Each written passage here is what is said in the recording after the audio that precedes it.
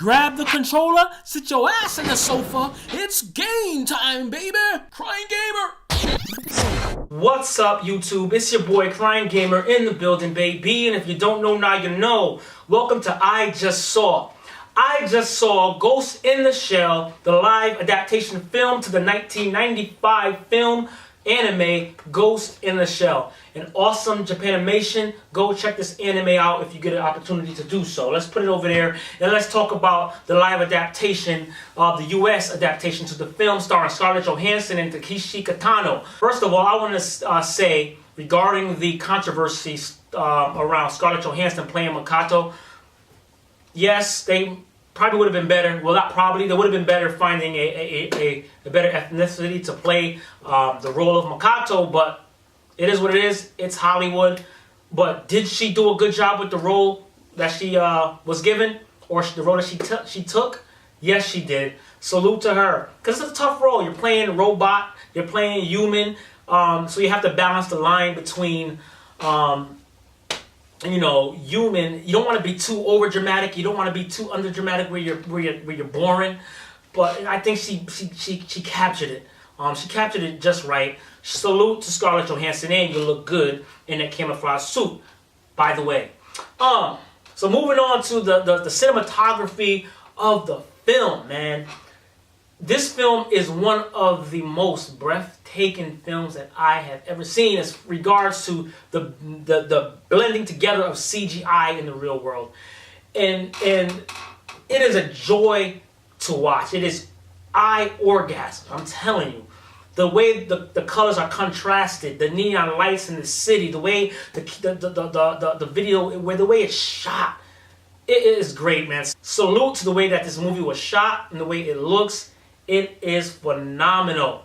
It is phenomenal, man. I think it even surpasses Blade Runner in its visual style and presentation.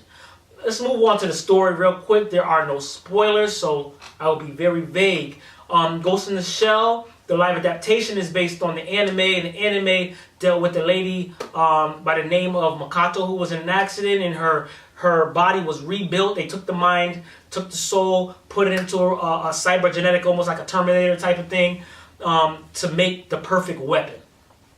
This perfect weapon, she was the leader now put in Section 9. Section 9 is a bunch of individuals who, are human, some more enhanced than others. And their job is to fight computer crime that is on the rise in the world.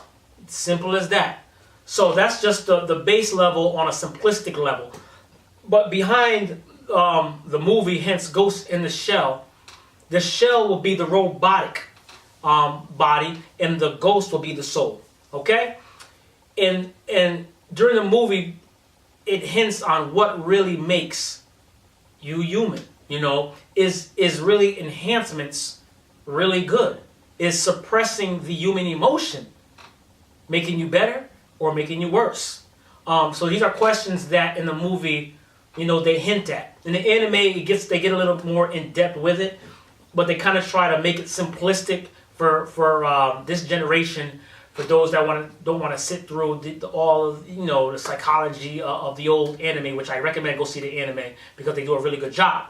But I think this film did a good job of making it simplistic, simplifying it for today's audience, or for the people that will see this movie in this generation. Makoto, now that you know that she's a ghost in the shell, she is in conflict with herself at times because she wants to know what it is to be human, almost. Sometimes, because there's a scene where she's feeling another lady's face, and just tracing it, like lips, eyes, her hair, face, just going like, sort of like this, just going like this. Trying to feel what it's like to touch humanity, to be humanity, what it's like. Because this is another human female that looks like her, But she doesn't really have that feeling because they kind of wiped her mind and she's robotic. So it's kind of tough for her, to deal with. And her partner, Bato, he is human until he gets the eye implants, which he's overjoyed about because it makes him better. He loves it, that ability, So and they're partners, and I think he kind of has a thing for her, and she kind of has no awareness of humanity or feelings to a certain extent. So she just, when she's ready, she'll just take off her clothes. It's nothing, whatever. And Bateau is kind of like ashamed a little bit, so he kind of turns his head sometimes. He doesn't, really want to look as a man. I know he's like, man, I would, but he kind of gets uncomfortable with it. And she's comfortable with it because she thinks it's like nothing. I'm whatever, because she's robotic. She's not thinking on that sexual type of level where Bateau will. So that's kind of a dynamic between the two that's going on between the film. Now, she fights the antagonist in this film. I'm trying not to do any spoilers. No spoilers. The antagonist in this film will be another robot. I don't think that's cybergenetic robot that was discarded by the agency prior to Makato being made.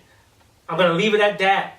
And she has some interactions with him, and he's trying to sway her, to tell them the truth about, who made her, how she was made, and what's going on. So she's in a fight, because he wants to eradicate them for what they have done to him, and she is like the protector. So she is conflicted in a way on whether she is she's going to help the cause, or be a mountain, be a stumbling block in the way of the cybergenetic cause, or this gentleman trying to get his revenge on the agency that made him. So that's pretty much it. I'm like dancing around because I really don't want to spoil anything for people that want to see the film. Did I enjoy the film? How does it compare to the anime? They really brought Makato more to the forefront in this current live action film, more so than they did in the anime. So this movie gets a plus for that. They captured the cinematic look, the visual look of Ghost in the Shell. That's a plus for the film. The sound was awesome in the film. Captured Ghost in the Shell with the guns, the sounds, all the robotic stuff. Punk film, punk rock, whatever you want to help, sci-fi punk, whatever, they captured that.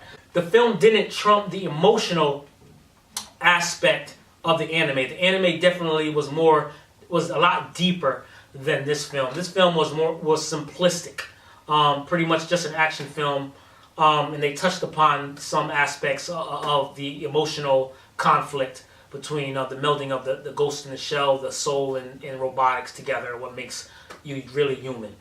They didn't spend too much time in that, but they hinted towards that. They did a fair enough job for the film.